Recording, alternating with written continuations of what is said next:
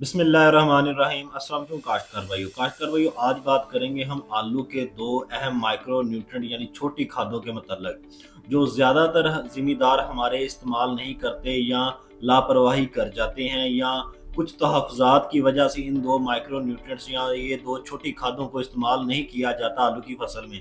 लेकिन इसका फ़ायदा इतना है कि आप अपने आलू की पैदावार 30 से 40% तक सिर्फ ये दो छोटी खादों से बहुत कम खर्चे से बढ़ा सकते हैं। तो बढ़ते हैं अपने टॉपिक की तरफ।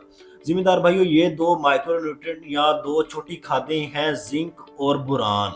इनका बहुत अहम रोल है। रोल कैसे है, सबसे पहले हम बात कर लेते हैं जिंक के बारे में। अब जिंक की जो खाद है ये फायदा देती है। एक तो आपकी जो आलू की जड़ें हैं उसमें इजाफा करती है, बहुत ज्यादा जड़ों में इजाफा करेगी और जड़ों की लंबाई में भी इजाफा कर देती है। अब जब जड़ों का इजाफा होगा तो अल्टीमेटली जो हमारे ट्यूबर फार्मेशन है यानी जो हमारे आलू की तादाद है वो बहुत ज्यादा बढ़ जाती है जिंक के इस्तेमाल से। तो अब ये तो बहुत ज़रूरी है कि हमने जिंक लाजमी इस्तेमाल करनी ही करनी है। अब इसका बेहतरीन टाइम क्या है, क्योंकि जो आपकी जड़ों की तादाद बढ़ने की ज़रूरत ज़्यादा हमें कब है, जब आपकी आलू की जर्मिनेशन हो जाती है।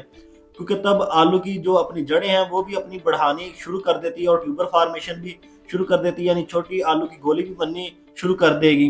तो अब कोशिश करनी है आपने, जब आपकी फसल तकरीबन 30 दिन की हो जाए, जब आपकी जर्मिनेशन कंप्लीट हो जाती है सारी और आपकी जो फसल है 3 से 4 इंच तक हो जाती है आलू की, तो तब आपने जिंक अप्लाई करनी है। अब जो तहफ़्फ़ुज़ात हैं आलू की फसल में वो ये हैं कि जो क्योंकि हमने डीएपी का बहुत ज़्यादा एक्सेसिव इस्तेमाल किया होता है ज़मीन के नीचे, यानी बहुत ज़्यादा डीएपी नीचे लगाई है, तो आया कि अगर हम डीएपी लगाते हैं तो क्या हमारी वो जो फास्फोरस उसे फिक्स तो नहीं कर देगा, क्योंकि अभी फास्फोरस हर पानी के साथ अवेलेबल हो रही होती है, फसल को लग रही होती है, तो क्या हमारी फास्फोरस का नुकसान ज़्यादा तो नहीं है।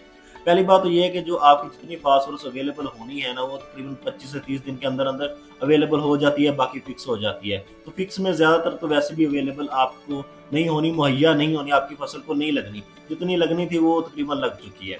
पहली बात तो ये है। लेकिन अगर फिर भी आप इस तहफ़्फ़ुज़ात को मद्देनज़र रखते हैं तो फिर आप बेहतरीन इसका जो अल्टरनेटिव है, मुतबादल है, वो मार्केट में आपको स्प्रे की शक्ल में मिल जाती है जिंक।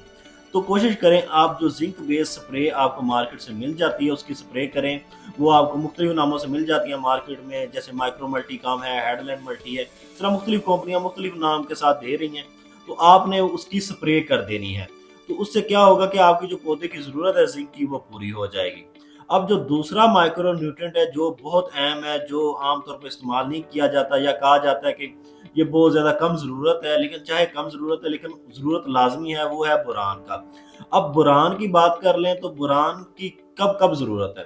पहली ज़रूरत है इसकी ट्यूबर फार्मेशन पे, यानी जब आलू की छोटी गोली बननी है, क्योंकि उस वक्त इसने डिसाइड करना है, फैसला करना है फसल ने कि उसने कितने आलू बनाने हैं। तो उसमें नंबर ऑफ जो पोटैटोज है, आपकी जो तादाद है आलू की, उसको बढ़ाने के लिए बुरहान का पहला किरदार तो तब आ गया। दूसरा है तब जब आपकी खुराक की तरसील शुरू होती है, यानी वो गोली बन जाती है, लेकिन उसके बाद आलू ने तकरीबन जब 2 इंच का हो जाता है तो उसके बाद खुराक की तरसील बहुत ज्यादा तेज हो जाती है पत्ते से। तो तब इसकी जरूरत है बहुत ज्यादा। क्यों? क्योंकि इसने एज अ पंप काम करना है, पंप का काम करना है और खुराक को पत्ते से ज्यादा मुंतकिल करना है आपके फल के तरफ।